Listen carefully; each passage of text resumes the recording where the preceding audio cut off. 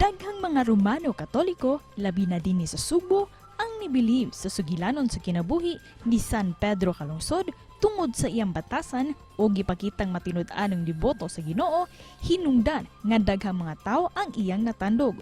Usana ni ini si Msgr Rudy Villanueva kinsa nakamugna sa Scenes from A Martydom nga inspired sa sugilanon sa kinabuhi ni Pedro Calungsod. Ang iyang Scenes from A Martydom gipangulohan sa San Carlos Seminary College uban sa St. Teresa's College of Cebu. Busa karong buntaga atong mahinabi si Sean Paul Domingo kinsa usa sa mga nagdala sa usa ka mahinungdanong papel sa maong musical play aron nga maghisgot kabahin ni ini. Dinhi lang sa GMA Regional TV Live. Og makauban nato karon sa Spotlight stage actor mga kapuso, aduna sila gipangandaman nga ang ginatong atangan kung unsa kini. Makauban nato sa programa Sean Paul Domingo. Mayong buntag Sean Paul, o kumusta og welcome sa GMA Regional TV Live. Good morning. Thank you for joining us, Sean Paul. We learned nga doon ipahigayon ng musical play ang San Carlos Seminary College in partnership with St. Teresa's College of Cebu. Can you tell us more about this? The Scenes of a Martyrdom production is actually a restaging of the Sugbuanon legacy that was left to us by Msgr Rudy Villanueva around 27 years ago. So the first staging of this show was in 1995 here in this very auditorium. And we are very glad to have the opportunity once more to present it in the very same place that it was born. A celebration of the 10th year of the canonization of San Pedro Calungsod. At the same time, it is also a celebration of the 400 years of our faith here in Cebu City. Unsa may katuyuan, Sean Paul, unsa tinguha ninyo ini musical play nga Scenes from A Martyrdom?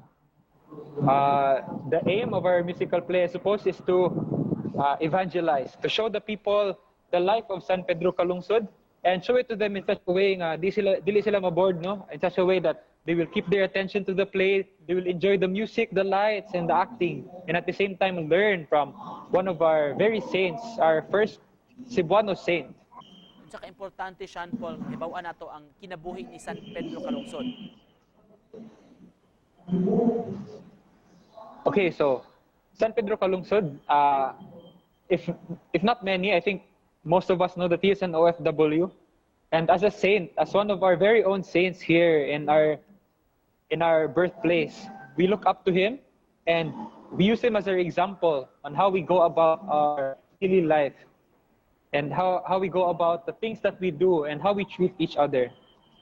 No, no other love another person has, no greater love another person has shown than the love that San Pedro Calungsod has had for his very own people and his very own religion. Therefore, we should emulate the same love aton ipakita sa atong isig katao.